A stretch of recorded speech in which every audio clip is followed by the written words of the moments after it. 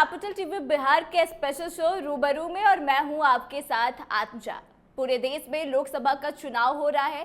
3 चरणों के वोट पड़ चुके हैं और आखिरी चरण में विश्वामित्र की धरती यानी कि बक्सर में चुनाव होने हैं। 1 जून को यहां पर वोट पड़ेंगे और इसको लेकर चर्चा काफी तेज है। दरअसल आपको बता दें कि यहां से अश्विनी चौबे जो कि पिछले सांसद थे, उनका टिकट काट दिया गया है, जिसको लेकर ब्राह्मण समाज में काफी ज्यादा नाराजगी देखी जा रही है।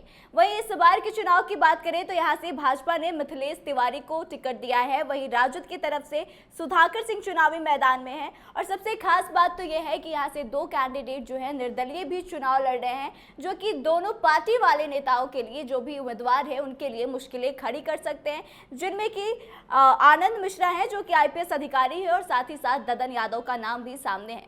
तो अब आइए बातचीत करते हैं कि यहाँ की स्थिति क्या है। बातचीत करने के लिए हमारे साथ मौजूद है senior journalist Jaimangal Pandey ji. Sir, आपका बहुत बहुत स्वागत है। हाँ जी, स्वागत है, धन्यवाद।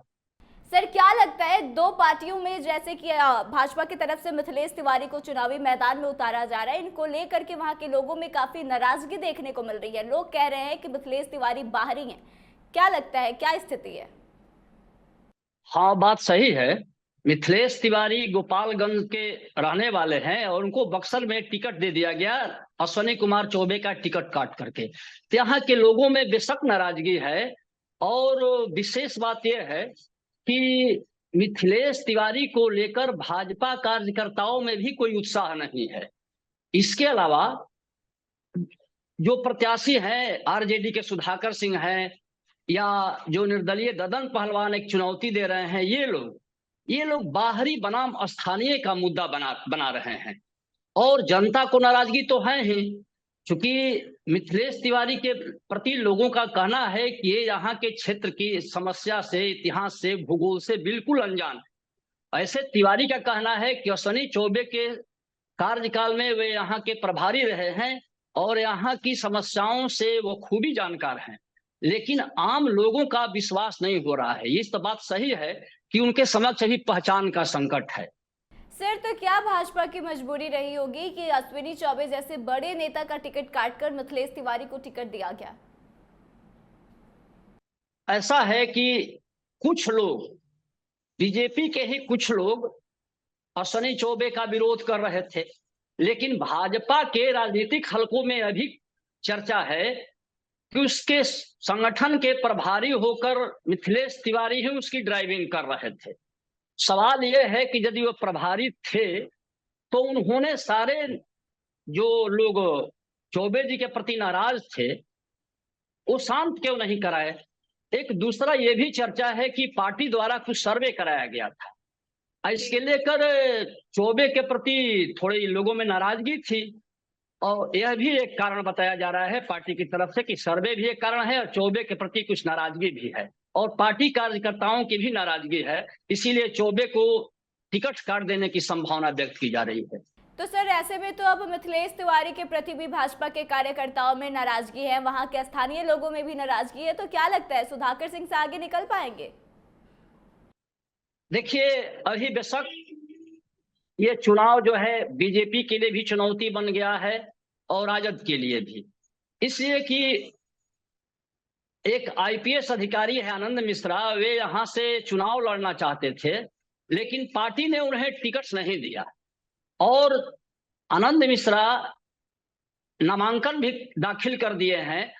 ये नामांकन, इनके चलते भाजपा को जो कैडर वोट है वह कहीं से ना कहीं से अब तक बढ़ता दिख रहा है, अब तक की जो हालात है। और दूसरी तरफ राजद के प्रत्याशी हैं सुधाकर सिंह, जगता बाबू के बेटे हैं, तो उनके सामने एक निर्दलीय प्रत्याशी हैं ददन सिंह यादव, ददन पहलवान।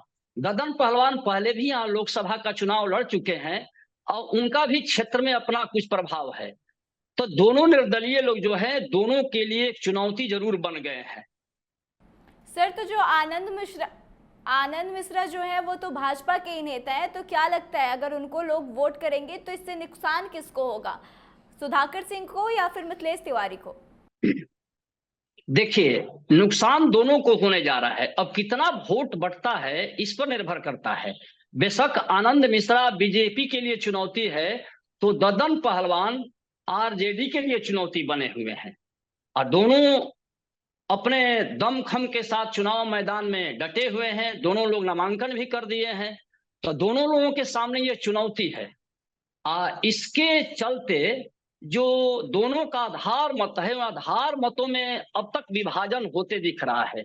लेकिन ये अलग बात है कि परिस्थितियां कुछ बाद में बदले, लेकिन अभी बहुत दोनों ही दलों के सामने ये अभी चुनौती बनकर लोग खड़े हुए हैं।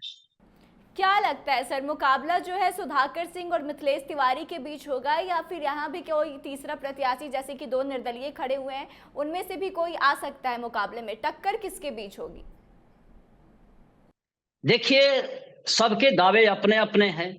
ऐसे तो चर्चा है कि बीजेपी और आरजेडी के बीच ही मुकाबला होगा, लेकिन दोनों प्रत्याशियों की दमखम जो है यह भी कम नहीं है।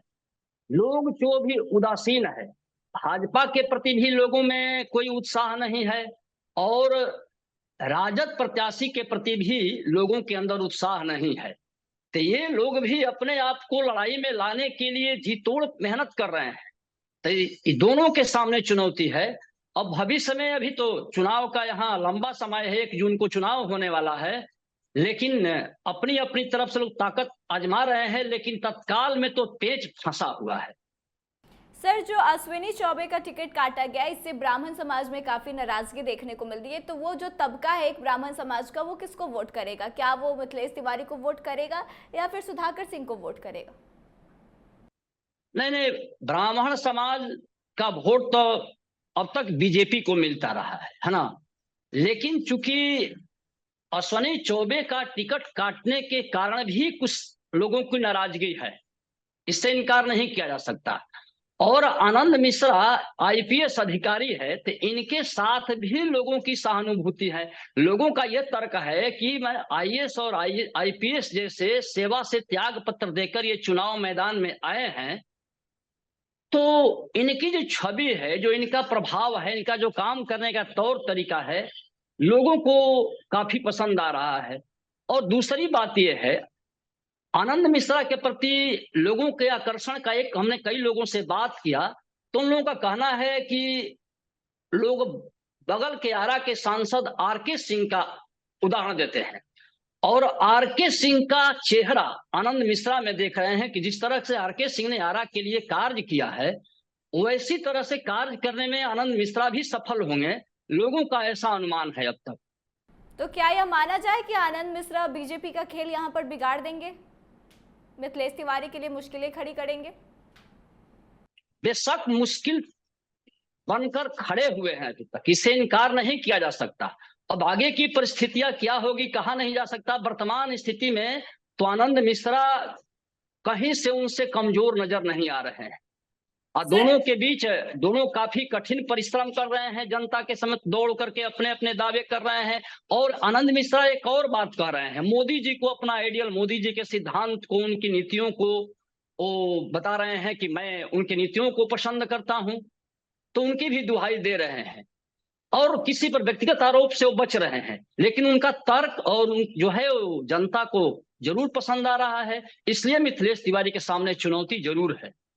सर, राजद का जो बेस वोटर्स है, जैसे कि यादव है, तो क्या लगता है कि ददन यादव उनमें से इंतमारी करेंगे और इससे सुधाकर सिंह को नुकसान होगा?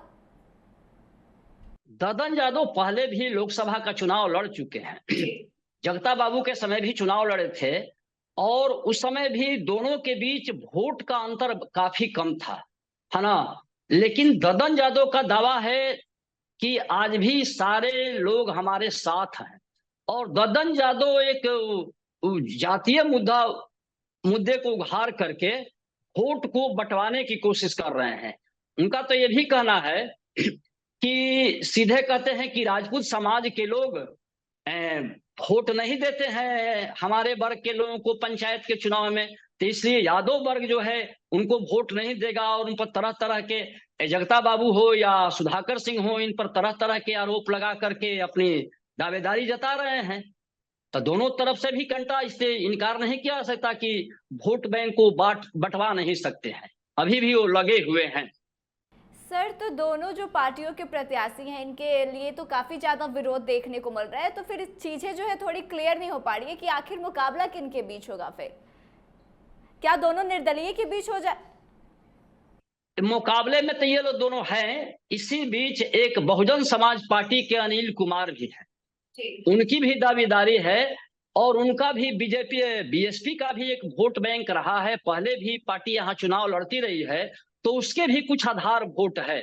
लेकिन इतना तो तय है कि हर एक जातियों का वोट बक्सर लोकसभा में बिखर रहा है। तत्काल की स्थिति यही है। आगे क्या होगा, नेताओं के दौरे होंगे, माहौल बनेंगे, तब की अलग की परिस्थितियां होगी।